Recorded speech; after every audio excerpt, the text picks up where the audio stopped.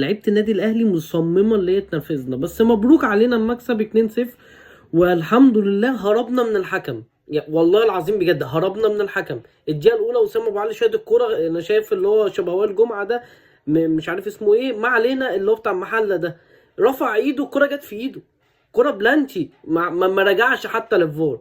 تاني كوره وسام ابو علي راح يشوط، الولد دخل في ظهره، يعني مفيش فار، مفيش فار بيجيني، فاهم؟ ده شوط اول. وهم في كوره انا شايف اشرف داري سند على الولد برضه فيها شك، برضه مفيش فار. ده بالنسبه ملخصه الاهلي وطلع الجيش الشوط الاول 0-0 0-0 برعايه حكم المباراه. يعني على الاقل ما فيها الماتش ده 2-1 في الشوط الاول او 2-0، يعني عشان الكره بتاعت طلائع الجيش يعني مش متذكره قوي، بس انا مش عارف، يعني مش عارف الحكم فيه ايه، ما علينا. ده ملخصه الشوط الاول. بالجانب الاخر بقى بيراميدز النهارده اخد بلانتي الشوط الاول، اقسم بالله يعني لو جده بنفسه هو اللي بيحكم ما كانش هيحسبها، مش هقدر اقول غير كده. بس تمام، هو كسب 2-1.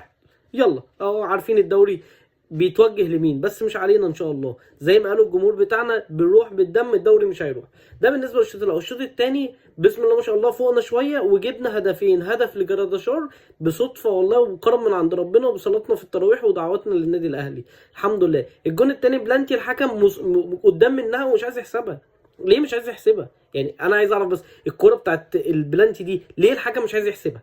ايه المبرر اللي الحكم مش عايز يحسبها؟ ما حد يرد عليا عشان انا والله هتجنن بجد.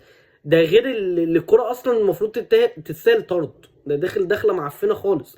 ده وبخلاف بقى الموضوع ده، امام عاشور احنا لازم نحميه شويه. امام عاشور بعد الشوشره اللي حصلت عليه هو دماغه كلها بقت بره تاني. احنا عايزين نرجع دماغ امام عاشور للملعب تاني. احنا لو عرفنا نعمل كده مع بن شرقي، مع وسام ابو علي ان شاء الله يرجع لمستواه، مع جراداشار، مع حسين الشحات اللي فيه كوره عجبني فيها جدا، فوتها كده ولم وراح، بس يعني ان شاء الله يرجع لمستواه. يعني احنا عايزين نحمي امام عاشور وان شاء الله يرجع احسن مما فات. بس رساله للتحكيم النهارده، التحكيم زي الزفت. انا كسبت 2-0 وبقول التحكيم زي الزفت.